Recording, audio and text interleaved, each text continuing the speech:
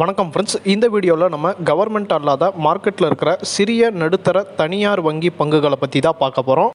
இப்போ சமீபத்தில் ஜப்பானை சேர்ந்த ஒரு முன்னணி வங்கி நிறுவனம் இந்தியாவில் உள்ள ஒரு சிறிய வங்கி நிறுவனத்துடைய 20% பங்குகளை கையகப்படுத்தினாங்க. இது சமீப மாதங்களுக்கு முன்பு நடந்துச்சு.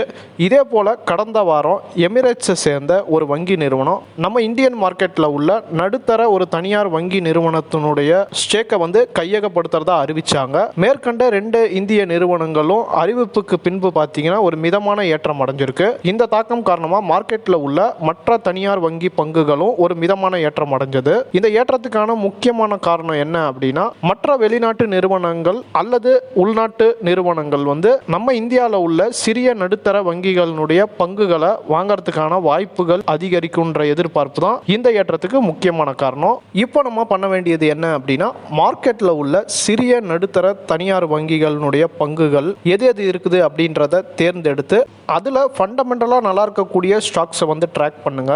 மேற்கண்ட நம்ம சொன்ன விஷயங்களையும் கருத்தில் வச்சு நல்ல பங்குகள் கிடைக்கிற பட்சத்தில் அதில் முதலீடு செய்யுங்க. பங்குச்சந்தையில் நீங்கள் முதலீடு செய்யணும் அப்படின்னா உங்களுக்கு டிமேட் அக்கௌண்ட் அப்படிங்கிறது ரொம்பவே அவசியம். உங்ககிட்ட டிமேட் அக்கௌண்ட் இல்லை அப்படின்னா இந்தியாவுடைய முன்னணி புரோக்கராக ஜெரோதா இருக்காங்க.